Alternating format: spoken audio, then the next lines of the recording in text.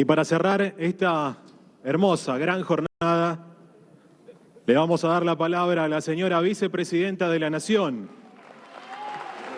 la doctora Cristina Fernández de Kirchner.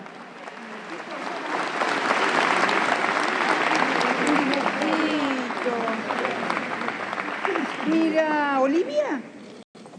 ¿Y quién es Olivia? Dibujito me regala.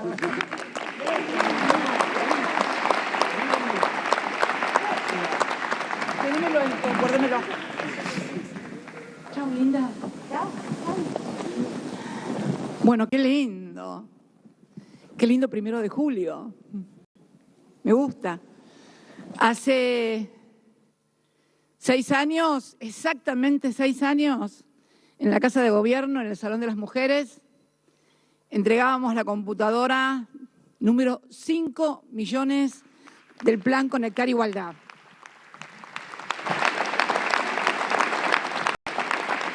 En realidad, cuando terminamos el gobierno ya habíamos entregado 5.400.000, porque después de ese día seguimos entregando y terminamos con 5.400.000. Che, siéntense.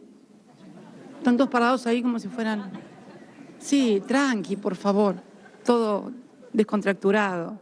Estamos entre amigos y compañeros. Y vecinos y vecinas. Y bueno, la verdad que 5.400.000 netbooks. Y la maestra, la primera directora, Laura era, ¿no? Laura, que recordaba los carritos, aquellos carritos que traían un manojo de computadoras, 20, 21 computadoras, para que iban por todo el colegio primario, aula por aula, para que los chicos ya se fueran familiarizando en la escuela primaria para cuando llegaran al secundario, porque ya en el primer año tenían su netbook y después se iban con su casa su netbook. La verdad que fue, yo diría, una verdadera revolución, porque impactó mucho. En muchos hogares era la primera computadora, el primer instrumento tecnológico que llegaba a la familia, que utilizaba no solamente el chico, sino la madre, los hermanos, los abuelos. Fue muy importante y además prepararlos para la etapa digital. Pero además también estaba el tema de, llegamos a construir casi 11.000 pisos tecnológicos, que eran los pisos, en cada colegio se podían comunicar, no era solamente la computadora el chico se comunicaba con toda su comunidad educativa, con los docentes, con sus compañeros, y bueno, y todo esto fue sumando a la conectividad de la TDA, al trabajo que se hacía. Y es el tema de lo que decía yo, ¿no? Cuando me dice, sirvió mucho, me dice Laura, para después.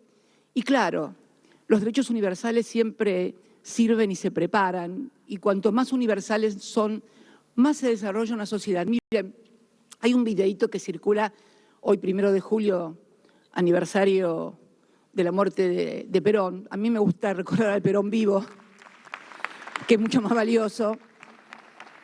Y Perón en el exilio, es una grabación que él hace en el exilio, en Madrid, comentaba el tema de la universidad pública, nacional y gratuita, que cuando llegó él al gobierno decretó la absoluta gratuidad de la universidad nacional pública. Y él lo decía, era muy interesante lo que él dice, porque él dice no solamente como el derecho universal, sino también con un criterio, si se quiere, utilitarista, porque él decía, eliminamos los aranceles, eliminamos los derechos de exámenes, porque de esta manera, además, permitiendo que fueran a la universidad no solamente 100.000 elegidos, sino que pudiera llegar a los 4 millones, íbamos a encontrar mucha más materia gris, por una cuestión de lógica. Se encuentra mucho más materia gris entre 4 millones que solamente en círculos reducidos. Quiere decir, y esto es aplicable a todo, a la vida es aplicable. Si todos los pibes tienen computadoras, se incorporan al mundo digital, es posible que haya muchos que formen empresas que tengan que ver con las nuevas tecnologías o también descubran sus calidades artísticas. Hace unos días estaba leyendo una intervención en un medio extranjero que le hacían a un pibe, Elegant, creo que se llama Elegant, ¿no? Un rapero. Bueno, yo les recomiendo que lo escuchen porque él dice que con esa Conectar Igualdad en el 2014, que recibió en el 2014 y un microfonito de 1.000 pesos, hizo un tema que hoy tiene 176 millones de reproducciones en YouTube, en el mundo.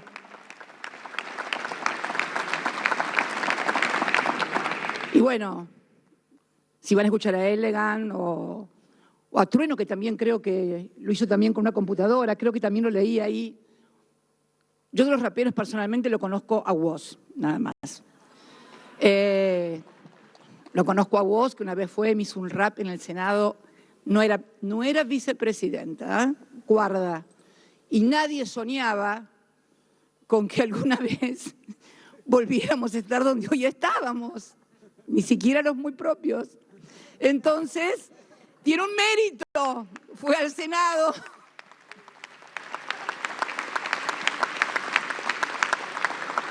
Acercarse al poder es más fácil, acercarse a quien es perseguido, estigmatizado y demás, tiene otro valor, el valor de que no le importa, sino lo que piensa, y bueno, me parece que esto es un valor. Yo sé, confieso también que puse a escucharme a Elegant. Es cierto, yo soy de la generación, no sé, de Fito Páez o como el presidente de Lito Nevia, nada que ver, les puedo asegurar. Pero tenemos que tener todos la apertura, esto es lo que viene, esta es una forma de comunicarse, son los jóvenes, y bueno, nada. Y bueno, esto tiene que ver con ese Conectar Igualdad, y ese 1 de julio, no solamente porque cuando me invitaron acá y digo, uy, el 1 de julio que pasó justo esto, me fui al acto que hicimos ese 1 de julio, y no era solamente 5 millones de computadores. Ese día también anunciamos, por ejemplo, la inauguración de la planta depuradora del emisor, que es la planta depuradora de líquidos cloacales de la ciudad de Mar del Plata, una obra muy importante y muy reclamada durante mucho tiempo, con un préstamo del BID. Porque viste, Axel, que corre esto de que no, ellos no tomaban préstamos. No, nosotros no tomábamos préstamos para la timba financiera, pero préstamos para la producción y para hacer obras públicas. Sí. Y ese día, bueno, inaugurábamos esta planta que había sido hecha precisamente con un programa de financiamiento del BID. Y hablando de la universidad que hablaba Perón, que permítanme la digresión, desafío que hagan una encuesta y le pregunten a los argentinos quién fue el que estableció la Universidad Nacional Pública Gratuita. No, van a ver, háganlo. Que quiero también remarcar otra cosa y que creo que son las cosas que tenemos que comenzar a discutir, ¿no?, con los argentinos. Estaba mirando también un videíto que circula sobre un programa de televisión, en un canal de noticias, lo puedo decir, La Nación Más, donde el otro día entrevistaban a un prestigioso infectólogo que había recibido el honor, la distinción de convertirse en investigador asociado de la Universidad de Washington. Bueno, le decían que qué honor que era, qué maravilla. Vos veías por dónde venía, ¿no? Como que te reconocieron en el exterior. Aclaro que no sé, ese científico puede ser que esté en las antípodas nuestras de pensamiento, pero quiero reflejar esto porque es muy interesante, porque le tiraban flores y flores y flores para decir que acá todo es más o menos, pero allá es una maravilla. Y cuando el hombre finalmente puede hablar después de tanto elogio y tanta flor tirada, dice, sí, pero yo lo que quiero agradecer es a la educación pública y gratuita, porque estudié 25 años en mi país, estudié 25 años gratis en mi país, y cuando cuento acá por Washington que estudié 25 años gratis, no lo pueden creer y abran los ojos como el 2 de oro. Digo esto para que recordemos todas las raíces de dónde venimos y que no crean que porque fueron a Oxford o a Harvard son mejores y nos miran por arriba del hombro a los universitarios que no tenemos más que los pergaminos de esta gloriosa y orgullosa universidad pública. Creo que es importante y me gustó mucho la honestidad intelectual de esa persona, que no sé, vuelvo a repetir quién es, posiblemente estén las antípodas de nuestro pensamiento, si lo elogiaban tanto ahí, seguramente que no piensa como nosotros, si no lo tratarían tan bien, pienso.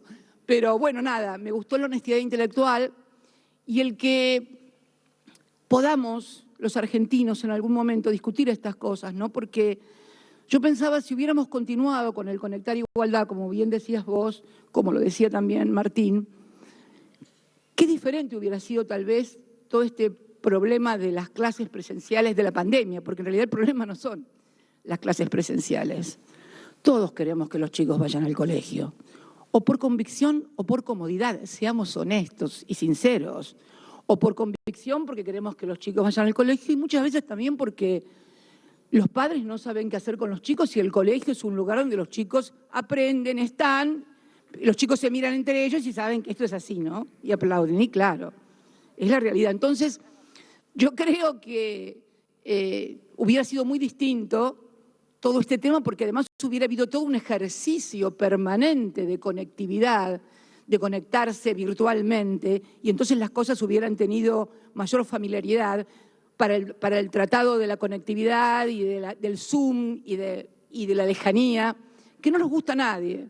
Pero lo cierto es que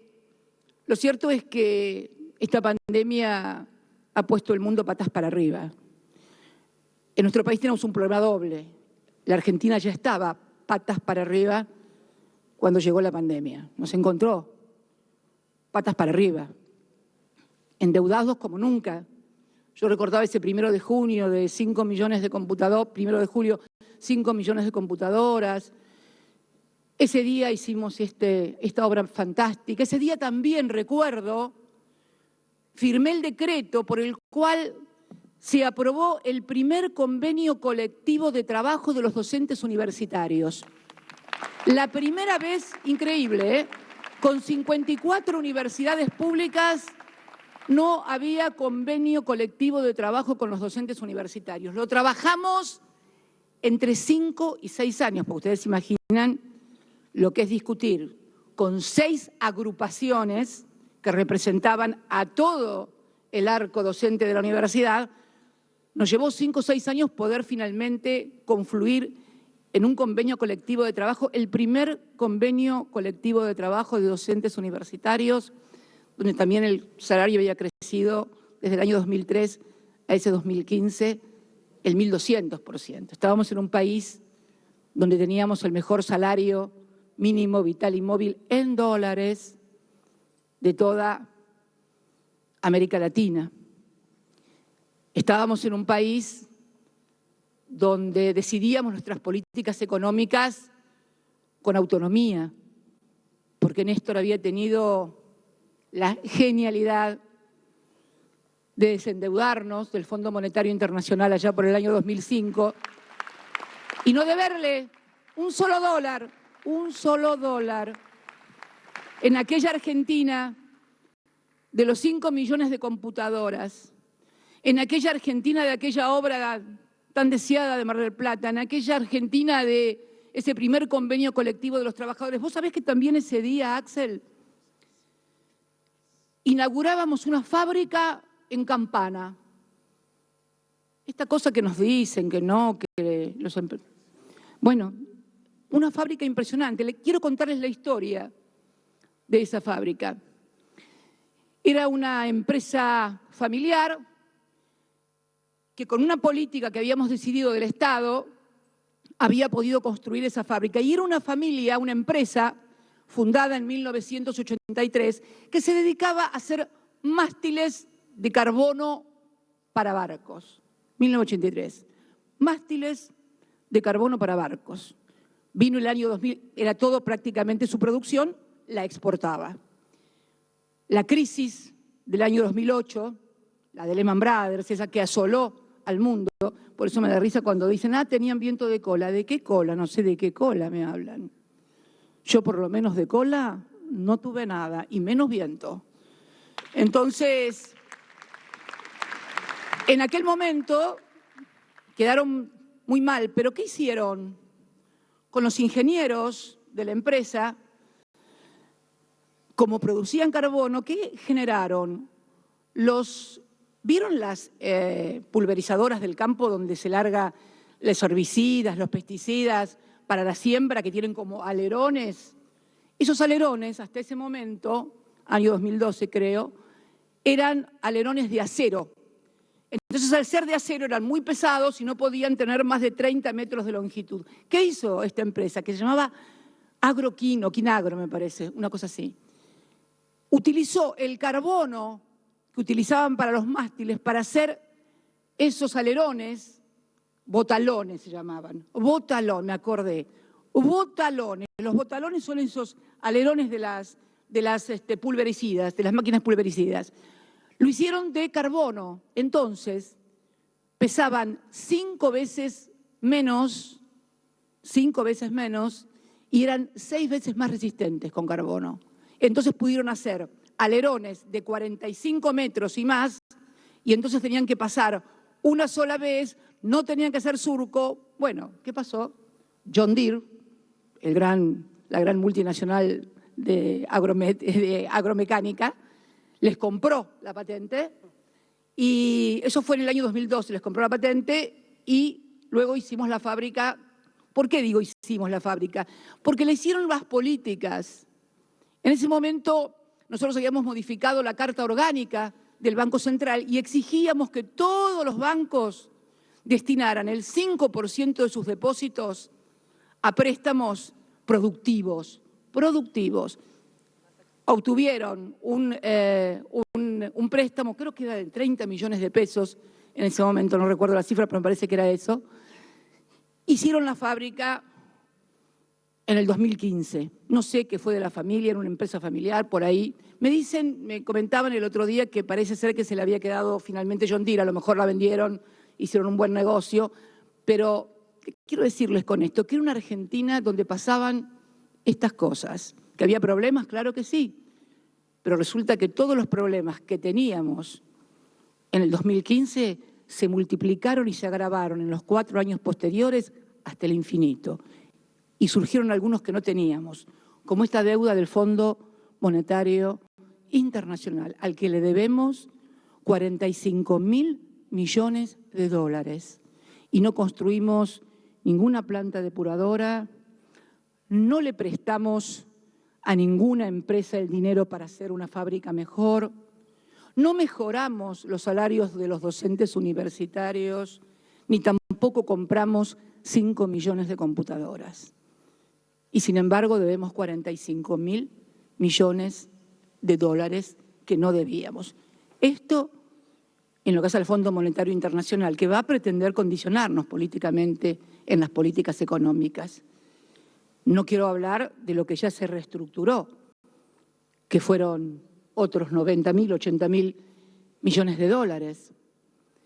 ¿Qué quiero decir con esto? Que yo creo que cuando pase esta pandemia, porque la pandemia va a pasar, vamos a vacunar a los argentinos y a las argentinas, nos vamos a cuidar, pese a todo ese bombardeo mediático que se hizo desde el primer día para que no se cuidaran, para que no importara, para que quisieran hacer lo que no había que hacer, en fin, esa cosa que no logro entender qué es lo que persigue.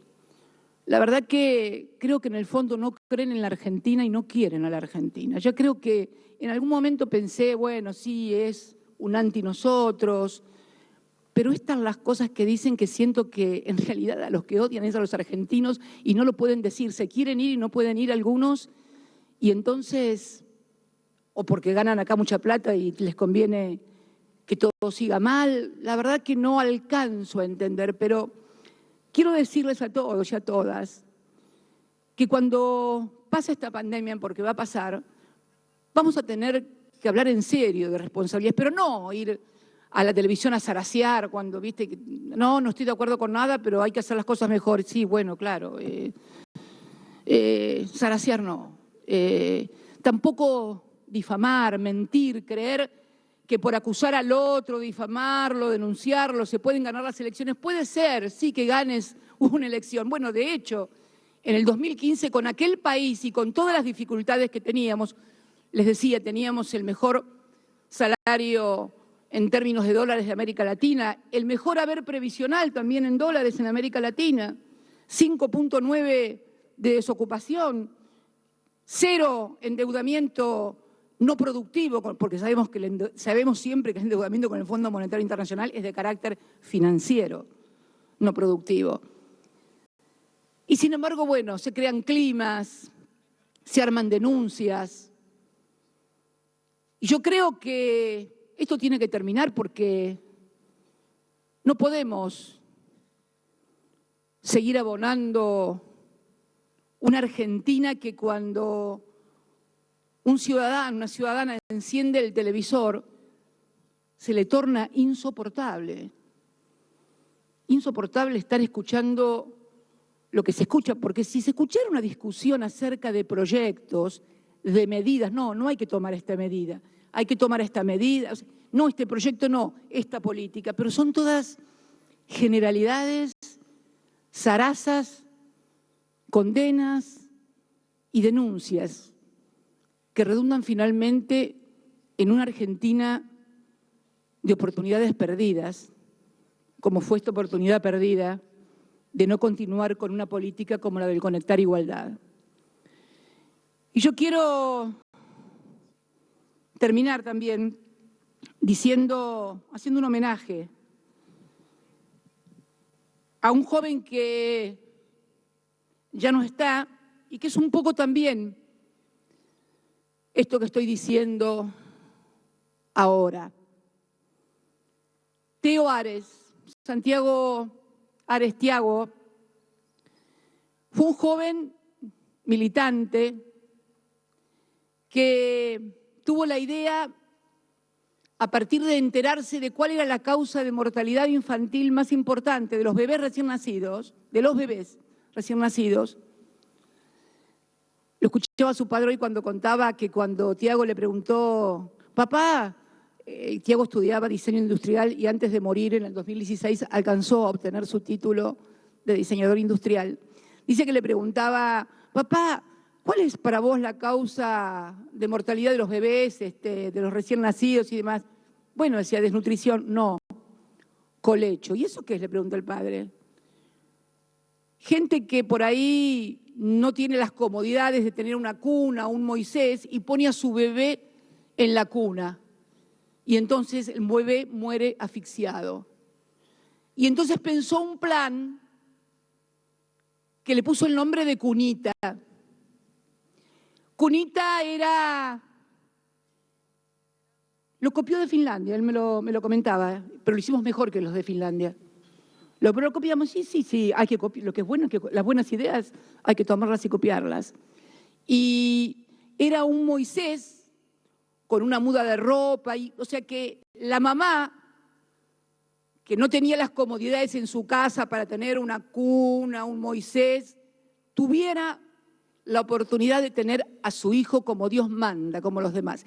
Y cuando me vinieron a contar el plan, la verdad que me enamoré de ese plan porque me había pasado algo en el sur, allá por los años 80, militábamos muy fuerte, y una pareja de militantes nuestros que se había casado y ella había quedado embarazada, tuvieron un bebé y les pasó eso, no me voy a olvidar nunca, Hugo Macías, no me acuerdo el nombre de ella, pero de Hugo Macías, un gran militante, ni tampoco sé si siguen juntos, está claro, pero fue tal el impacto que se terminaron yendo a vivir desde Río Gallegos al Chaltén, y se quedaron, creo, a vivir en el Chaltén, allá en el sur, en nuestra Patagonia.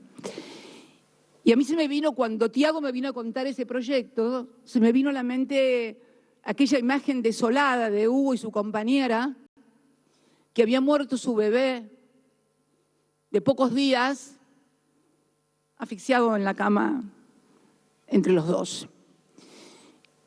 Y lanzamos, estaba Nico Kreplak y Goyán, no, estaba también Mansur, estaba Mansur todavía. A Mansur nunca lo procesaron por eso, a los demás sí, bueno, no importa. Pero estaba Mansur, después estuvo Kreplak y Goyan, y se hizo una denuncia de esos dirigentes o esas dirigentas que, bueno, que ya todos conocemos, escuchamos y sabemos, no vale la pena tampoco el nombre. Es una matriz, un modelo que se replica con distinto color de pelo, tamaño, altura, pero siempre es lo mismo. La denuncia por la denuncia misma, sin sentido, y a los efectos de encontrar un lugar en alguna lista que les permita seguir siendo diputado, senador, secretario, ministro, etcétera, etcétera. Bueno, de hecho, habíamos llegado a distribuir de los, creo que eran 80.000 unidades las primeras, se llegaron a distribuir, creo que 40.000, y quedaron unas 20 y pico de mil que fueron confiscadas por aquel juez pistolero, no lo voy a nombrar, todos lo conocen, que estuvo a punto de querer quemarlas inclusive.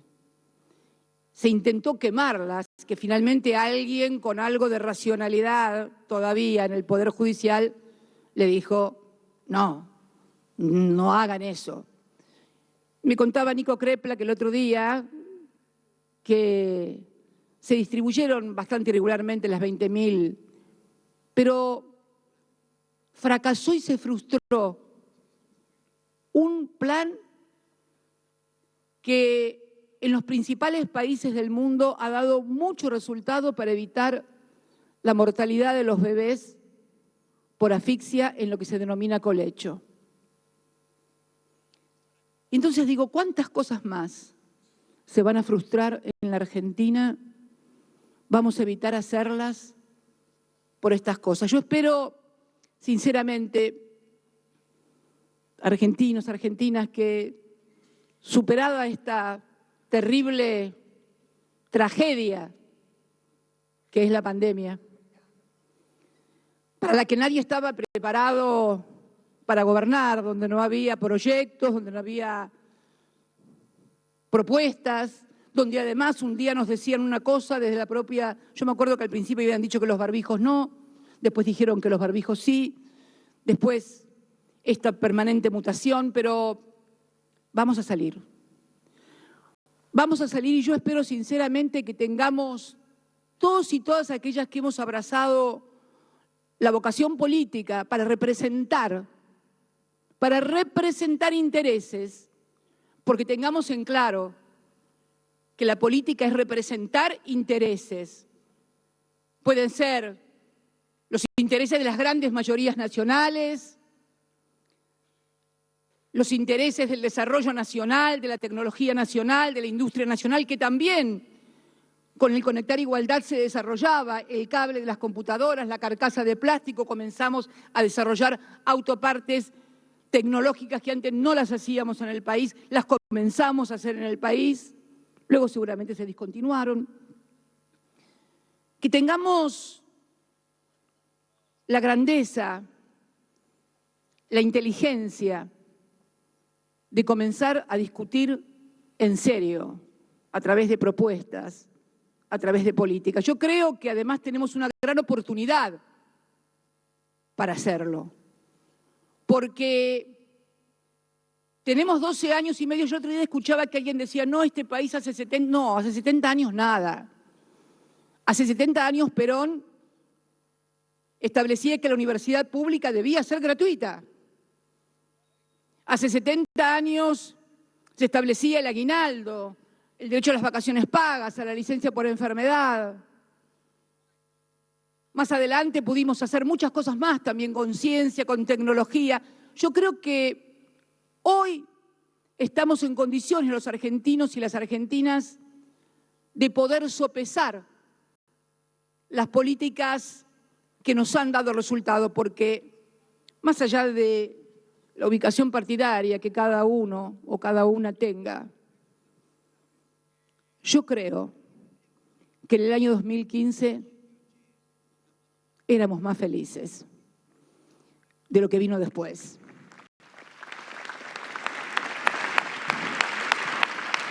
Teníamos expectativas, no teníamos este nivel de endeudamiento feroz que constituye una restricción tremenda, una restricción sin precedentes. Nunca tuvimos este grado, este volumen de endeudamiento con un organismo como el Fondo Monetario Internacional, que como todos saben y todas saben, cuando hace acuerdos quiere condicionar las políticas públicas económicas de cada país. Nunca tuvimos este nivel, este volumen de endeudamiento. Tampoco nunca habíamos tenido una pandemia. El mundo no estaba preparado para esto. Entonces yo creo que debemos hacer todos y todas un gran esfuerzo para encontrar una forma de abordaje y de discusión de nuestros problemas a partir de números y de cosas reales y concretas que han sucedido a los argentinos. El endeudamiento y cómo vamos a afrontar este endeudamiento que tenemos que pagar en este gobierno, pese a que no lo contrajimos. No es solamente responsabilidad del gobierno, que es el que tiene la representación de la Argentina. En realidad, si fuéramos a responsabilidades, las grandes responsabilidades son de los que contrajeron este crédito casi criminal de 45.000 millones de dólares. Pero bueno, acá estamos. Lo bueno sería que entre todos, los que hoy tenemos la responsabilidad de abordar este problema por la representación que nos invistió la sociedad, pero fundamentalmente queremos escuchar a los que la contrajeron para ver cómo hacemos para pagar esto sin someter al hambre y al escarnio una vez más al pueblo argentino. Porque si no, si vamos a discutir nimiedades y cuestiones menores, mientras está sucediendo esto en la República Argentina, no nos los van a perdonar, pero no solamente a nosotros, a todos los que de alguna u otra manera quieren representar políticamente a sus compatriotas. Por eso creo que superada esta etapa y también durante esta etapa vamos a necesitar sentarnos en serio para ver cómo hacemos. Porque el mundo, yo leí cuando empezó toda la pandemia, había algunos discursos de que vamos a ser mejores, más justos, más... No. Tengo la perspectiva de que cuando esta pandemia termine, los poderosos van a ser más poderosos y los débiles vamos a ser más débiles. Y los ricos van a ser más ricos y los pobres van a ser más pobres. Por eso tenemos, por responsabilidad histórica, por convicción personal y por representación popular, abordar este debate con todos los argentinos, piensen como piensen y estén donde estén. Muchas gracias y felicitaciones, Martín, por los 5 millones, por